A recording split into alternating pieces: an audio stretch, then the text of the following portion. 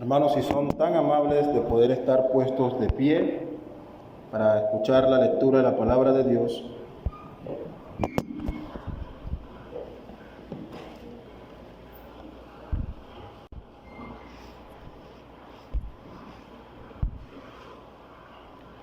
La misma, como anunció el pastor Miguel, se encuentra en Efesios capítulo 4, versos del 1 al 16.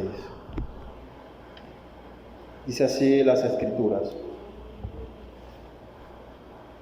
Yo pues, preso en el Señor, os ruego que andéis como es digno de la vocación con que fuisteis llamados, con toda humildad y mansedumbre, soportándoos con paciencia los unos a los otros en amor, solícitos en guardar la unidad del Espíritu en el vínculo de la paz, un cuerpo y un espíritu, como fuisteis también llamados en una misma esperanza de vuestra vocación, un Señor, una fe, un bautismo, un Dios y Padre de todos, el cual es sobre todos y por todos y en todos. Pero a cada uno de nosotros fue dada la gracia conforme a la medida del don de Cristo. Por lo cual dice, subiendo a lo alto, llevó cautiva la cautividad y dio dones a los hombres. Y eso de que subió, ¿qué es? Sino que también había descendido primero a las partes más bajas de la tierra. El que descendió es el mismo que también subió por encima de todos los cielos para llenarlo todo.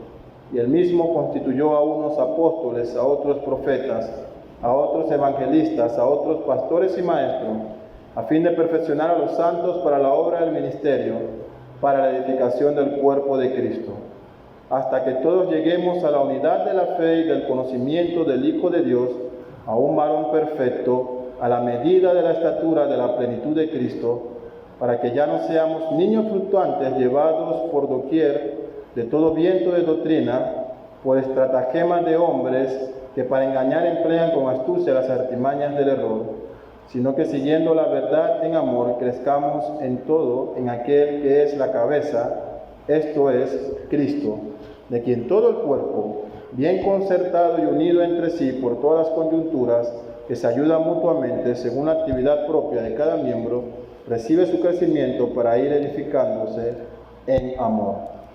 Oremos.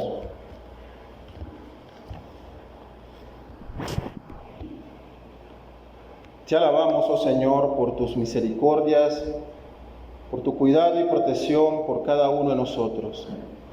Padre nuestro Señor Jesucristo, bendecimos y santificamos tu santo nombre. En esta hora en que hemos abierto tu palabra para exponerla, rogamos que tu Espíritu Santo, que tú has dado a tu iglesia, esté con nosotros, guiándonos a toda verdad, dándonos sabiduría y entendimiento para comprender tu revelación, oh Dios, para que esto que hoy escuchamos pueda ser una realidad en nuestras mentes y en nuestros corazones, que podamos vivir en conformidad a tu palabra y también, Señor, que podamos anunciar tu evangelio a otras personas. Padre, edifica tu iglesia ahora con el poder de tu santa palabra. Te lo pedimos en Cristo Jesús, tu Hijo. Amén. Y pueden tomar sus asientos, hermanos. Hemos titulado La Iglesia Gloriosa, la unidad orgánica. Y esto como una segunda parte de este sermón que prosigue desde el capítulo 3 de Efesios. En esta ocasión vamos a estar observando 3 puntos. De los versos 1 al 6 vamos a ver la iglesia es espiritualmente una. Luego observaremos de los versos 7 al 11 cómo hay una diversidad dentro de esta unidad orgánica de la iglesia, para finalizar de los versos 12 al 16 con el propósito del creyente, que es crecer a la medida de Cristo. Y recordando lo que estuvimos exponiendo el domingo pasado, en el capítulo 3, notamos que Pablo desborda en esta oración de gratitud a Dios por la iglesia en Éfeso. Él dice, a causa de todo esto que Dios ha hecho en vosotros, a causa de esta elección, de esta predestinación, de este llamado a ser hijos de Él y de esta gracia salvadora que Dios ha mostrado ante cada uno de ustedes, yo doblo mis rodillas a Dios y oro en gratitud. Y notamos tres peticiones fundamentales que él hace. La primera, él pide para que esta iglesia sea fortalecida en su hombre interior. Así que Pablo pide que Dios fortalezca con poder al creyente, a la iglesia en Éfeso, aplicado también para nosotros, en nuestro interior, en nuestro corazón, en todo nuestro ser, donde mora el Espíritu de Dios, en nuestro interior. Por consiguiente, si nuestro corazón es fortalecido por Dios a través de la obra de su Espíritu Santo, si nuestras motivaciones son redireccionadas a lo correcto, hacia la voluntad del Padre, si nuestra voluntad está sometida verdaderamente al señorío de Cristo, entonces y solo entonces el resultado exterior que verán los otros hombres, que podrá ser experimentado por la propia iglesia, es que seremos personas que andan como hijos de Dios. Tendremos estas evidencias externas de una conversión genuina que ha ocurrido en nuestro interior, fortalecidos en nuestro hombre interior. La segunda petición que observamos es que en nuestros corazones habite Cristo. Pablo está pidiendo, sean fortalecidos en su hombre interior y que en sus corazones verdaderamente habite Cristo. Es interesante que Pablo va al meollo del asunto, a nuestros corazones, al centro de todo lo que somos, de todo nuestro ser. Allí donde se forjan las emociones, las motivaciones, nuestro pensamiento, lo que las personas no pueden ver, pero que Dios sí observa, nuestro corazón. Que allí habite Cristo, que Él tenga cautivo todo pensamiento de nuestras mentes, que Él gobierne todas nuestras disposiciones, que Él sea quien dirija nuestras motivaciones. Y notamos que la Biblia da testimonio de que del corazón mana la vida en sí. Cristo habita de forma real en el corazón de cada creyente por medio de la fe, como notamos en el pasaje el domingo pasado. Porque colocar nuestra fe en Cristo significa redención total ante Dios, sumisión ante el gobierno de Cristo. Y tuvimos también notando cómo Pablo pide para que estos creyentes puedan conocer a Dios. En esta oración, él pide que los miembros de Éfeso, de esta iglesia, al igual que como ha ocurrido en los santos de todos los tiempos, compartan este mismo propósito. ¿Cuál es este propósito? Conocer a Dios. Entrar en esta relación filial, padre e hijo, conocerle y estimularse mutuamente a cultivar la piedad en la vida cristiana. Conocer a Dios implica, por consiguiente, esta vida en santidad y este crecimiento espiritual, conocer a Dios.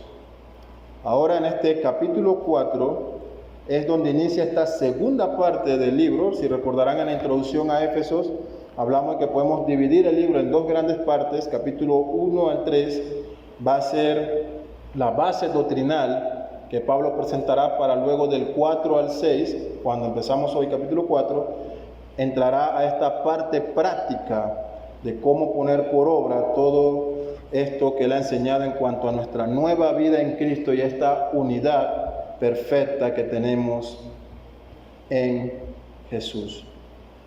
Así que estos primeros 6 versos, que se puede subtitular "La iglesia es espiritualmente una", pueden resumirse con la siguiente expresión: la iglesia es espiritualmente una, por lo cual se demanda de los creyentes en general a que hagan su mayor esfuerzo para preservar la unidad impartida por el Espíritu Santo mediante la paz que debe existir entre los miembros de la iglesia.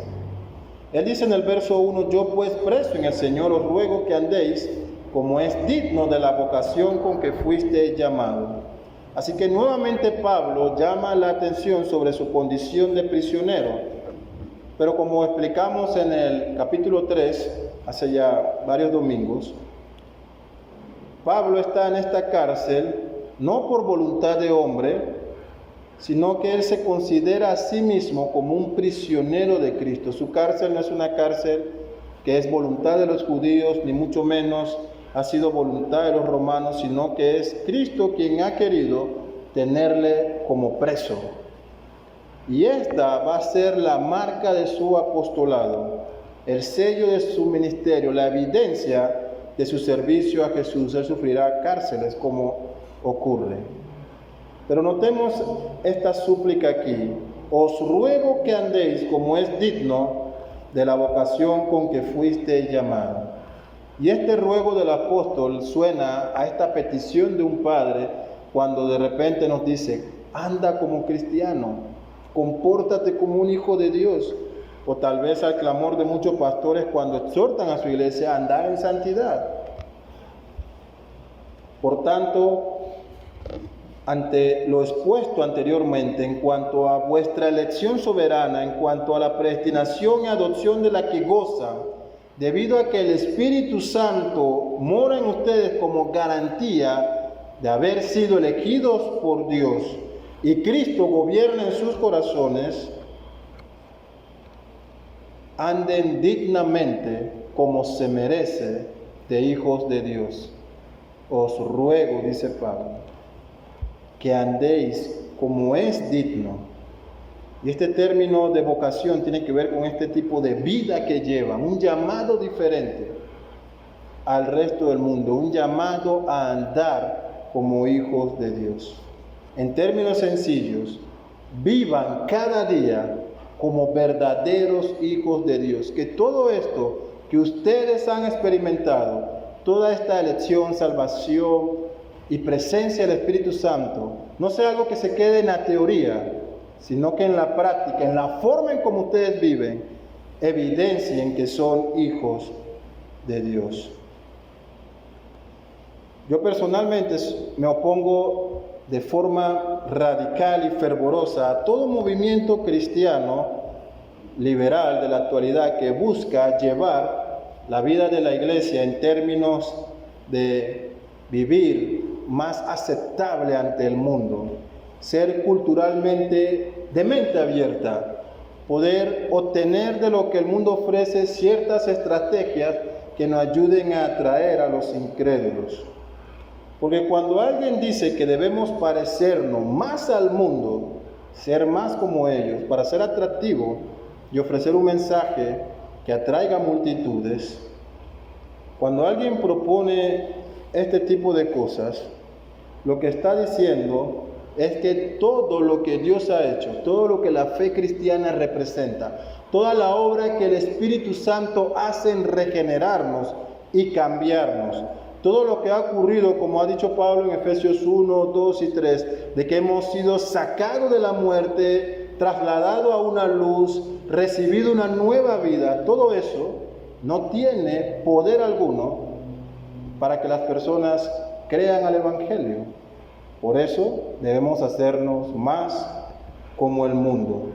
Por consiguiente, este tipo de propuesta significa que la fe en Cristo es ineficaz, que la obra del Espíritu Santo no tiene poder para convencer, que el Evangelio es un mensaje que no puede transformar las vidas de las personas. Así que la lógica de estas personas es: para alcanzar al mundo debemos parecernos a ellos. Pero lo que las Escrituras dicen es todo lo contrario. Si hay algo que Dios hace al operar en la salvación de cada persona, es hacerla nacer de nuevo, destruir aquello que le relaciona con su vida de pecado y dar a luz una nueva criatura, totalmente diferente, porque le da una nueva vida en Cristo. Y no solamente eso, el verso 10 del capítulo 2 dice que Él no solamente obra para salvación, sino que aún después de haber experimentado esta salvación tan grande, Él, siendo un Padre tan responsable, prepara buenas obras para que sus hijos anden como el mundo. Obviamente que no, sino buenas obras para que anden en conformidad a Él, para que anden en santidad. ¿De qué manera entonces pudiéramos ser sal y luz al mundo si queremos parecernos a este mundo de oscuridad? No tiene sentido alguno proponer que la Iglesia de Cristo debe adoptar similitudes con este mundo caído para alcanzarle. Dios nos libre en algún momento de querer pensar alguna idea como esta. Pablo dice que nuestro andar debe ser dignamente. En el término original, la expresión es: anden como se merece de hijos de Dios. Anden de tal manera que Dios sea honrado con su caminar, con el estilo de vida que llevan. Anden como se merece de hijos de Dios, no como nosotros querramos, sino como Dios ha ordenado que sus hijos anden. Así que no andamos de acuerdo a lo que la cultura dicte, a lo que está de moda, sino como merece a verdaderos hijos de Dios. Y él va a describir cómo es este andar. Él dice: con toda humildad y mansedumbre, soportándoos con paciencia los unos a los otros, el verso 2, en amor, el verso 3, solícitos en guardar la unidad del Espíritu, en el vínculo de la paz. Así que él va a identificar aquí, el apóstol, algunas características de nuestro andar. Notemos que el énfasis está enmarcado en nuestro comportamiento como hijos de Dios, en primera instancia, en relación con nosotros mismos, en esta unidad que compartimos como hijos de Dios. Así que lo primero que él dice, que nuestro andar debe ser con humildad, con esta actitud modesta y no orgullosa. Debe ser con mansedumbre, que puede entenderse como con apacibilidad, con dulzura. Pero el énfasis está aquí: soportándoos con paciencia en amor. Es decir, estimándonos unos a otros, de tal manera que doy el trato de tal manera que cuando yo caiga pueda recibir ese trato de parte de mis hermanos. Debo soportarlos con paciencia. ¿Con qué fin? Procurando guardar la unidad del Espíritu en este vínculo de la paz, teniendo una actitud diligente en mantener unidad dentro de la iglesia. El término se puede traducir o da la idea de estar trabajando de manera diligente y estar atados con ataduras de paz unos con otros en esta labor de preservar la unidad de la iglesia. De esa manera Pablo dice que debemos andar, porque la unidad de la iglesia es interna y orgánica. Somos un cuerpo vivo, gobernado por Cristo. Estamos llamados a permanecer en unidad, como hemos visto. Las actitudes individualistas, las luchas de poder, de autoridad, no son de edificación para la iglesia, mi hermano. Lucha de poder dentro de la iglesia es y debe ser y será siempre un terrible pecado. Un terrible pecado. No se trata aquí de quién tiene más poder dentro de la iglesia, quién es más influyente, quién tiene más adepto entre la congregación, cuántos hermanitos más me siguen o me dan like. No se trata de esto. Ese tipo de actitud es carnal y no espiritual. Así sí andan los que son del mundo. Así actúan los que son incrédulos, no los hijos de Dios. Los hijos de Dios están solícitos, dice Pablo, solícitos en procurar la unidad del Espíritu, actuando con diligencia en conservar y preservar la unidad del cuerpo. Porque el creyente está motivado por ejemplificar el carácter de Cristo en su vida. Eso es lo que nos motiva, no la posición que pueda tener en esta iglesia, sino que yo pueda crecer cada día pareciéndome más a Cristo, actuando con humildad como Cristo actuó, con paciencia como Él fue paciente y con amor como Él mostró por cada uno de nosotros. Estos sí son frutos que evidencian que en nuestros corazones sí gobierna Cristo. que nuestra vida está dirigida por el Espíritu Santo. Así que tenemos que reflexionar en cómo andamos, si hay paz en cada una de nuestras vidas, si estamos en paz, si estamos en paz con todos los hermanos de aquí de la iglesia,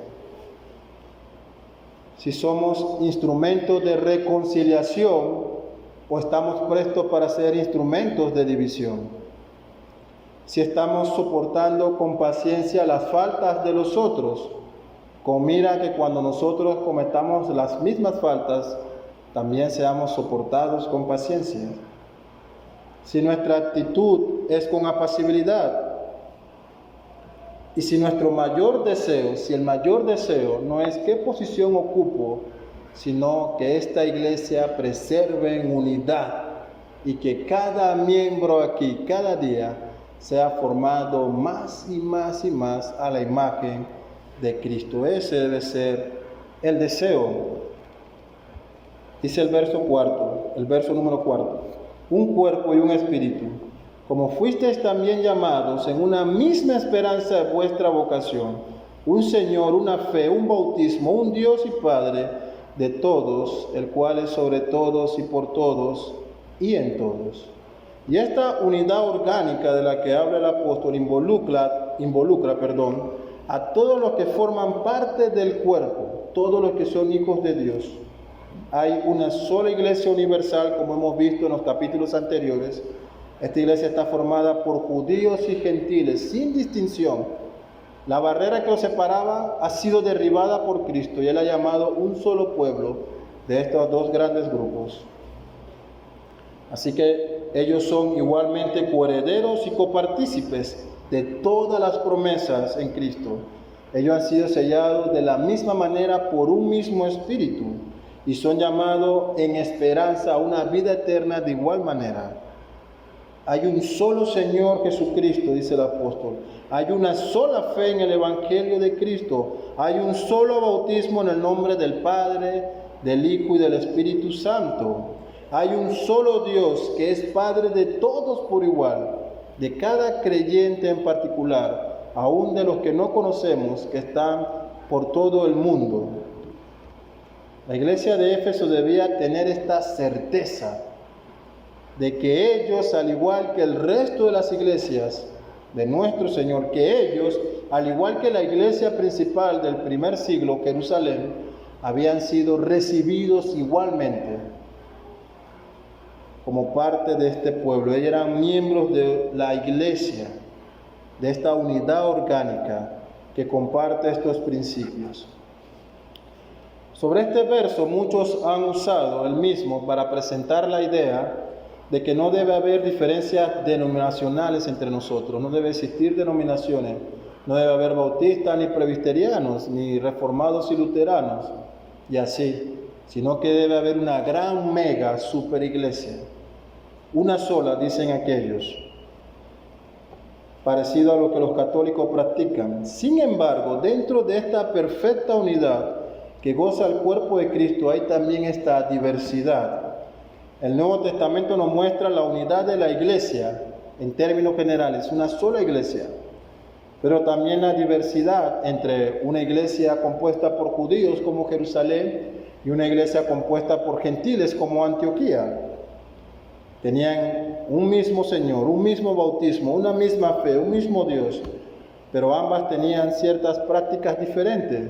La de Jerusalén, compuesta en su mayoría por judíos, aún contemplaba ciertas tradiciones mismas del judaísmo y festividades, pero notamos que la iglesia de Antioquía no, era libre de estas cosas de la ley, solo pequeñas observaciones que debían mantener, pero no habían sido llamados a guardar la ley como los judíos. Esta diversidad que enriquece esta gran unidad de la iglesia. Así que los aspectos importantes que nos unen son los fundamentales, que nos unen como hermanos con otras congregaciones, que todos declaramos tener un mismo espíritu. Esto es fundamental, el Espíritu Santo, un mismo Señor Jesucristo, una misma fe, no hay un evangelio diferente para cada denominación, compartimos el evangelio de Cristo, un mismo bautismo, un mismo Dios. Si usted nota este pasaje, toda la Trinidad debe ser aceptada y creída. Por eso me opongo a llamar a testigos de Jehová hermanos en la fe y a otras sectas como esa. Toda la Trinidad, un mismo Señor, un mismo Espíritu, un mismo Dios. De la misma manera como los 3 primeros capítulos de esta carta, Pablo ha presentado a la Trinidad actuando en la salvación. El Padre está eligiendo, el Hijo está haciendo posible la salvación por medio de su sacrificio y el Espíritu Santo está dándose como sello en la vida del creyente, aplicando los beneficios de la salvación. Ahora del capítulo 4 al 6, Pablo nos muestra a la Trinidad actuando en esta vida práctica de la iglesia, en la manera en que andan los hijos de Dios. Sobre este pasaje, en su comentario, Calvino agrega lo siguiente que quiero compartirle. Él dice: ¿cómo deberíamos temer todo tipo de animosidad si reflejamos debidamente que todos los que nos separan de los hermanos nos alejan del reino de Dios? ¿Cómo debemos tener a todo tipo de división que nos separa de los hermanos? Porque esto, dice Calvino, nos separa del reino de Dios. Así que esta gran diversidad que existe dentro del cuerpo se puede reflejar a través de los dones y llamados que Dios ha hecho de forma particular a cada hijo suyo. De los versos 7 al 11 vamos entonces a notar esta gran diversidad dentro de la unidad orgánica de la iglesia. Dice el verso 7, pero a cada uno de nosotros fue dada la gracia conforme a la medida del don de Cristo. Pablo ha hecho énfasis a lo largo de los capítulos que se han expuesto sobre la unidad de la iglesia. He repetido esta expresión creo que un sinnúmero de veces. Quiero que se quede en su mente la unidad de la iglesia cuyo fundamento eterno es Cristo Jesús. ¿Y cómo es que logramos entonces cumplir con nuestro propósito de ser anunciadores de la sabiduría de Dios? ¿Cómo vamos a avanzar el reino de Cristo? Esto solo podrá ser posible con una iglesia que persevera en unidad. Así que cuando una iglesia se esfuerza y trabaja fervorosamente en mantener y preservar la unidad del cuerpo, la unidad de sus miembros, y en donde cada miembro está cooperando y soportando con paciencia a los demás para garantizar esta unidad, y está ayudando a caminar a aquellos que están tropezando, es entonces y únicamente entonces cuando una iglesia va a poder avanzar con poder en su meta de ser anunciadores de la sabiduría de Dios. Y es ante esta iglesia que el mundo va a temer y el maligno también. Una iglesia que está fundamentada en Cristo y en una unidad entre sus miembros. Notamos también que la diversidad es parte de los propósitos de Dios. Dice Pablo que a cada uno Dios le ha dado, o cada creyente ha recibido una medida de gracia del don de Cristo, una porción, un regalo del don de Cristo. Y mis hermanos, está más que claro que ese don no ha sido otorgado para que corramos a enterrarlo en la tierra, como las parábolas de los evangelios. Lo que hemos recibido se nos ha dado para ponerlo a trabajar en la iglesia, dentro de la congregación. El otro aspecto importante es que nadie ha recibido tal medida, tal cantidad que no necesite de la edificación de los demás. Cada uno ha recibido una medida. Pensar que hemos recibido tal cantidad de la gracia de Dios que no necesitamos de la comunión con otros hermanos es un terrible error y pecado de orgullo. El Señor ha sido tan sabio que ha dado una porción a cada uno que, unificándolas todas, hace el complemento del cuerpo. Es así como nos complementamos.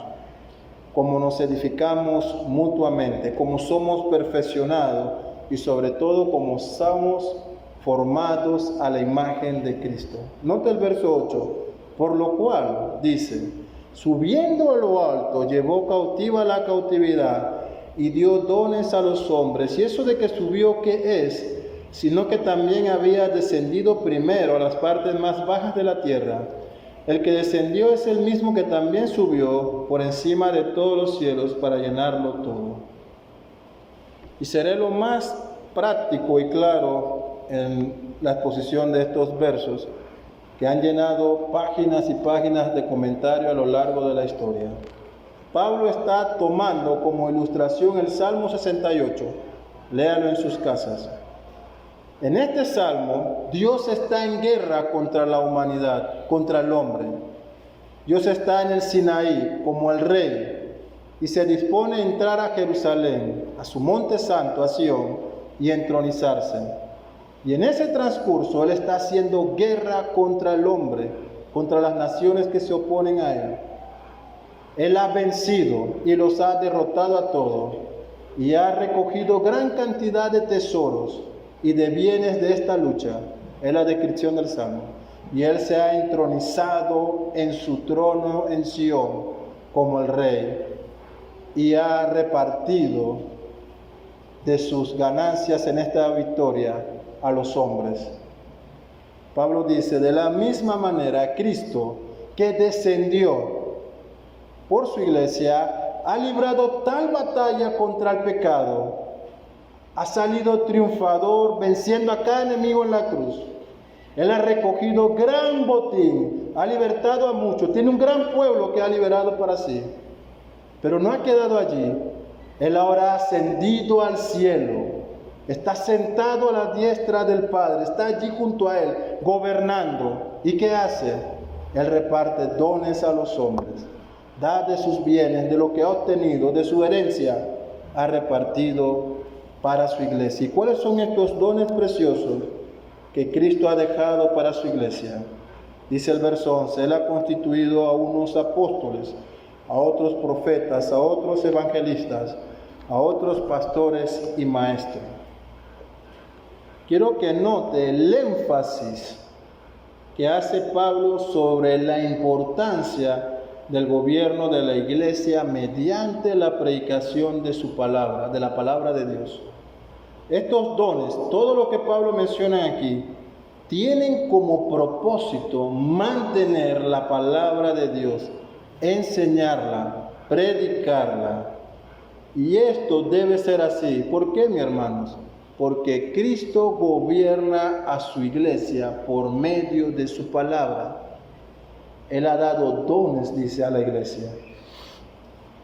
Y aunque estuve pero muy tentado a hacer un sermón por cada uno de los dones, creo que la mejor manera de comprenderlo es a través de la línea de pensamiento que se desarrolla. Así que me abstuve de caer en esa tentación, de hacer un sermón por cada uno de los dones. Así que notamos que el primero que Pablo presenta, Dios ha provisto para su iglesia apóstoles, aquellos hombres llamados por Jesús, testigos de su resurrección, comisionados por Cristo para establecer el fundamento de la iglesia, comisionados por Cristo para traer esta revelación de la cual hoy gozamos.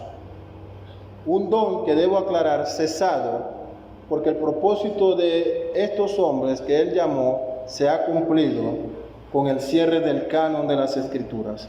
Pero también Cristo ha dado profetas que están transmitiendo la revelación especial de Él, de parte de Dios, hablando a la iglesia.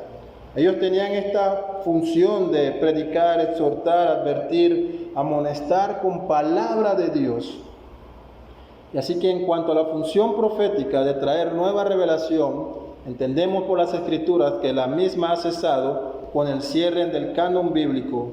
Así que en otro sentido, cuando hablamos del don de la profecía, nos referimos a predicar la palabra de Dios ya revelada y a exhortar a través de ella.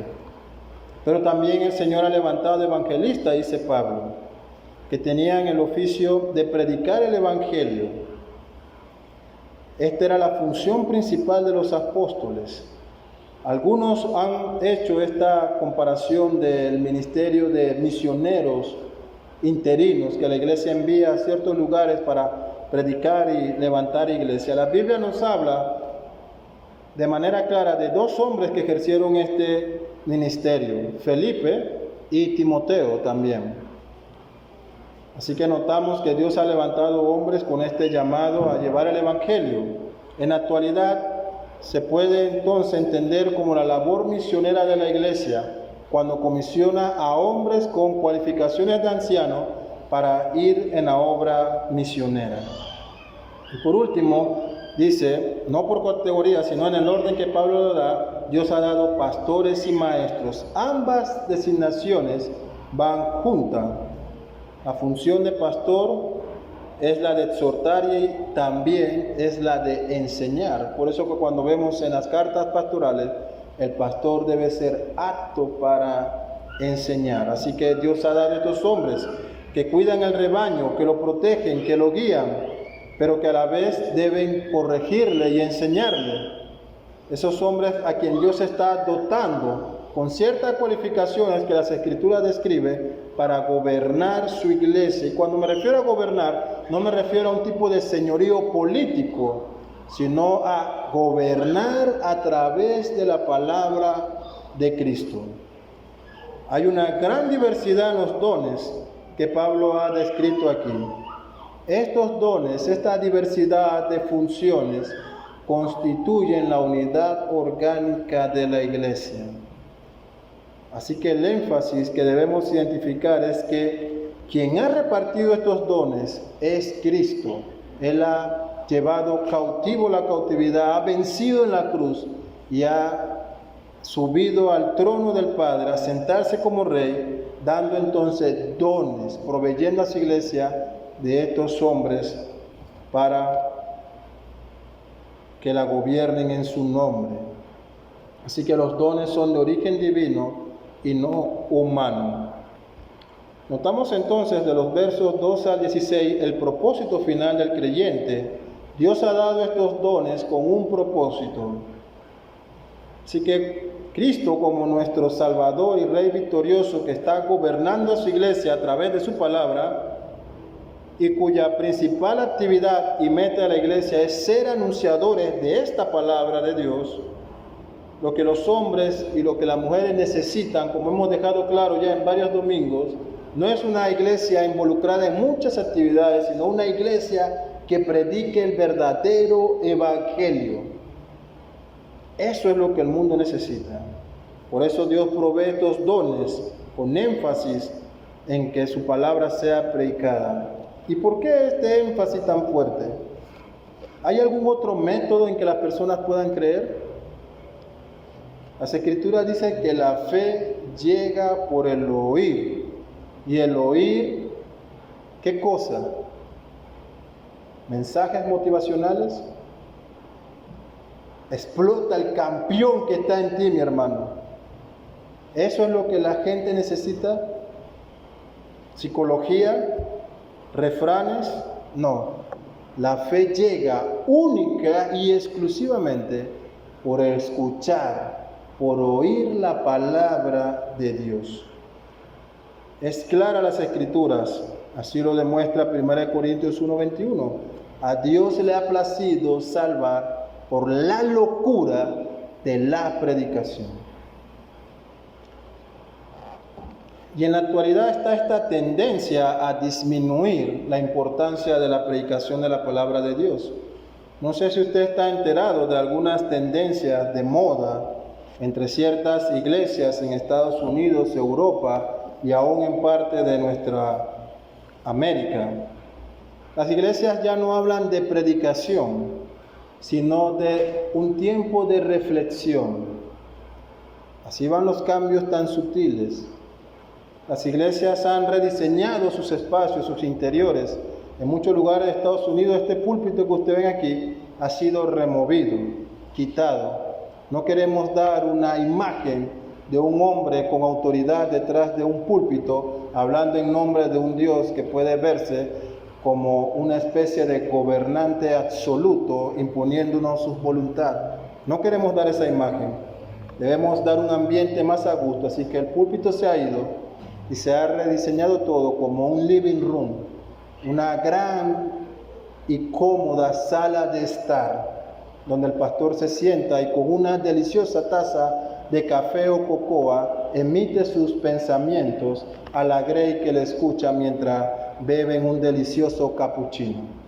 Eso es lo que la iglesia está haciendo en muchos lugares. Así, la figura del ministro detrás del púlpito, que puede ser una imagen tan grotesca, se disminuye a este hombre que está allí solo para compartir consejos de vida que puedan ayudarnos cada día. Pero eso no es lo que el Señor ha mandado. Él ha ordenado la predicación de su palabra, aunque ésta incomode al mundo entero. ¿Y saben cuál es la advertencia? Que si no lo hacemos, Él tiene poder para hacer que las piedras lo hagan. Pero su palabra no va a cesar. El propio Cristo lo dijo, lo recuerdan en el Sermón del Monte: pasará el cielo y la tierra antes de que una sola jota de mi palabra no se cumpla, no se haga. Así que nosotros como iglesia, mis hermanos, antes de ver a las piedras predicarnos, lo haremos nosotros, ¿verdad? Cumpliremos ese llamado, esa meta, ser anunciadores de su palabra. La iglesia no se amolda al mundo, la iglesia se amolda a la palabra de Dios. Así que nota el propósito de estos dones repartidos por Cristo. Dice el verso 12, a fin de perfeccionar a los santos para la obra del ministerio, para la edificación del cuerpo de Cristo, hasta que todos, no se ha quedado ningún hijo, todos lleguemos a la unidad de la fe y del conocimiento del Hijo de Dios, a un varón perfecto. Un varón se utiliza en términos generales para todos los creyentes. No me hagan utilizar lenguaje inclusivo.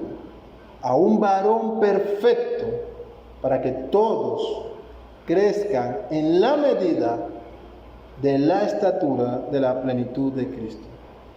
Podemos señalar dos grandes propósitos entonces. El primero, perfeccionar a los santos para la obra del ministerio.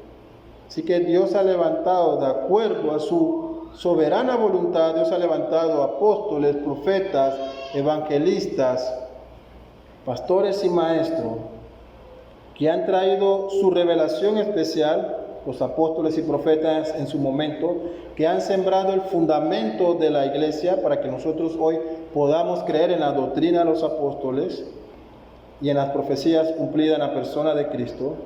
A otros los ha llamado para gobernar a su iglesia por medio de la palabra, a través de la evangelización, esparcir el mensaje del reino. Y todo esto, dice, con el propósito de equipar al cristiano, de perfeccionarlo, de hacerlo apto. ¿Para qué? Para que sirva en el ministerio, dice Pablo, para que haya una administración mutua dentro del cuerpo. Eso es lo que el orden sano de la iglesia.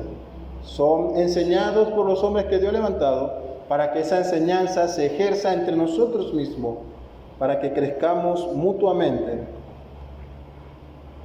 El segundo gran propósito, para la edificación del cuerpo de Cristo. Así que Cristo otorga estos dones a la iglesia, que se da para la administración mutua y para que su cuerpo, el cuerpo de Cristo, sea edificado. Da esa expresión de formarse de una manera saludable, vaya creciendo naturalmente como Él desea, vaya siendo fortalecida de tal manera de que este cuerpo que ha sido edificado por los dones que Dios ha dado, esté apto, perfecto para cumplir el mandato de ser anunciadores de la multiforme sabiduría de Dios. Y esta administración mutua dentro de la iglesia, esta administración unos con otros, promueve esta edificación de todo el cuerpo. Así que la labor de nuestro Señor Jesucristo mediante su Santo Espíritu es capacitar al creyente con estos dones. Y esta capacitación, dice Pablo, hasta que lleguemos todos a la medida de la estatura de la plenitud de Cristo. Esta capacitación es ininterrumpida, mis hermanos. Ese momento en el que todos llegaremos a tal medida como Cristo, solo ocurrirá cuando seamos glorificados, cuando Él venga por su iglesia o nosotros vayamos a Él mediante la muerte. Así que lo que nos espera a lo largo de nuestros días es un curso intensivo en ser formados como Cristo. Esto no para, no termina. Es un proceso de toda la vida. Verso 14 al 16. Para que ya no seamos, note el propósito, para que ya no seamos niños fluctuantes, llevados por doquier de todo viento de doctrina, por estratagemas de hombre que para engañar emplean con astucia las artimañas del error, sino que siguiendo la verdad en amor, crezcamos en todo en aquel que es la cabeza, esto es Cristo, de quien todo el cuerpo bien concertado y unido entre sí por todas las coyunturas que se ayudan mutuamente, según la actividad propia de cada miembro, recibe su crecimiento para ir edificándose en amor. Así que un cristiano expuesto a la palabra de Dios de forma continua, involucrado en el ministerio de la iglesia, trabajando en la edificación mutua con sus hermanos, andando dignamente como se merece a hijos de Dios, será un creyente maduro. Ya no será ese niño, dice Pablo, que será llevado por cualquier doctrina, que será movido por cualquier pensamiento que el mundo pueda postular. Será un creyente maduro. No será arrastrado por falsas doctrinas. No será como un niño fácil de manipular, no caerá en engaño, sino que seguirá la verdad, crecerá de forma saludable, crecerá conformándose más y más a la persona de Cristo. Piensa por un momento, ¿cuál es el denominador común que existe en estas iglesias donde predomina el error doctrinal, donde se enseña el evangelio de la prosperidad o donde se cree cualquier otra cosa? ¿Cuál es el denominador común de estos lugares? Todos ellos carecen de la predicación de la palabra de Dios. Esta es la forma en como Cristo ha gobernado y gobierna su iglesia, a través de su palabra. No hay otra. Él dejó sus decretos divinos para guiar nuestros pasos. Los lugares donde el error florece son lugares donde no hay predicación de la palabra de Dios. Y Pablo concluye con esta analogía del cuerpo. Cristo es la cabeza, todos los miembros estamos unidos a Cristo, pero nosotros mismos estamos unidos con estas coyunturas que unen mi antebrazo con mi muñeca y mis dedos. Estamos todos aquí unidos con estas coyunturas para ayudarnos mutuamente unos con otros. De esa misma manera, Cristo ha otorgado entonces estos dones para la administración mutua. Y mire usted el aspecto, de acuerdo con la actividad de cada uno, dice Pablo, de acuerdo al llamado de cada uno, de acuerdo a la medida que cada uno ha recibido, trabajamos juntos en la unidad y el crecimiento del cuerpo de Cristo. Así que si usted pensaba que esto era una labor única de los pastores, mis hermanos, usted es un miembro del cuerpo que está sin actividad. Los dones que recibimos, por consiguiente, no tienen el propósito de una autosatisfacción personal. Todos los dones son y siempre serán dados por Cristo a su iglesia para la edificación de su iglesia, para que cada miembro en unidad crezca y se desarrolle de forma tal de que cada día se parezca más a Cristo.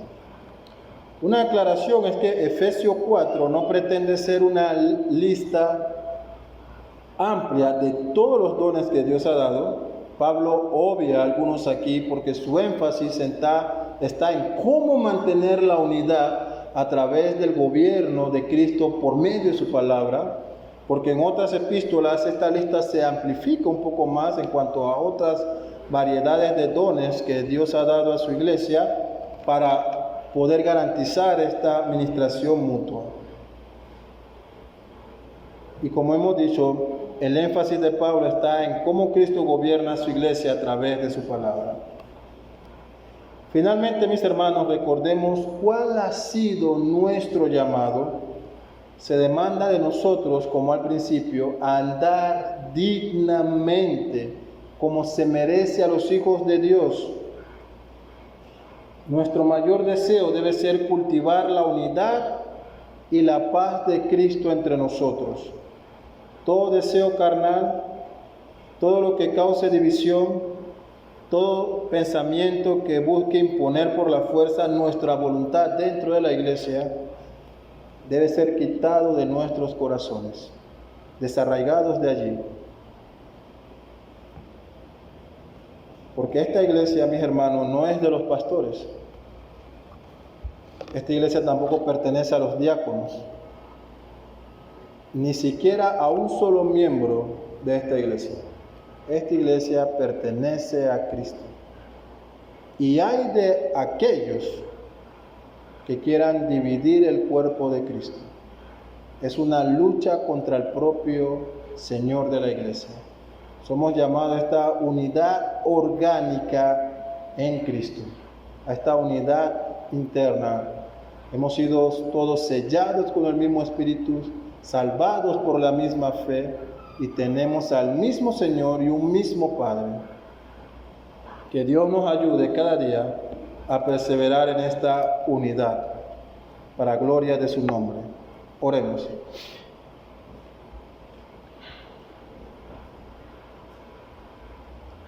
Padre, alabamos tu nombre, Señor, y te glorificamos, y damos gracias por tu palabra, que es tan clara para nosotros. Gracias, Señor, porque tú has dejado la forma en que nos gobiernas y nos diriges por medio de esta tu revelación especial. Ayuda a cada uno de tus hijos aquí, Señor, a andar dignamente como se merece a ser hijos tuyos, Señor. Que sus pasos, que sus días, que su forma de vida ejemplifique, Señor, esta gran obra de salvación que tú has obrado en ellos. Quita de nosotros cualquier deseo mundano, Señor, que podamos ayudarnos a crecer mutuamente entre cada uno de nosotros, y que todos aquí, Señor, podamos llegar a conformarnos a la imagen de tu Hijo Jesucristo, Padre. Te pedimos estas cosas en el nombre que tú has dejado, sobre todo nombre, el de Jesús, nuestro Salvador. Amén.